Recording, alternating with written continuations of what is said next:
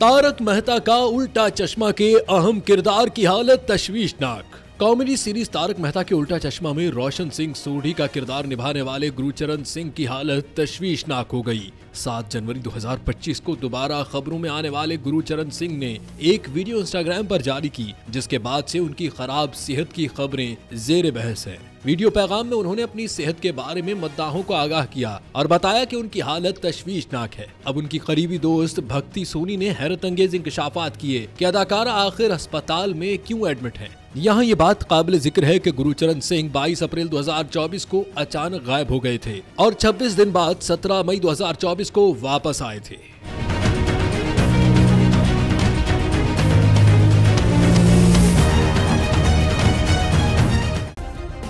Subscribe करें और bell दबाएं ताकि कोई खबर रह न जाए।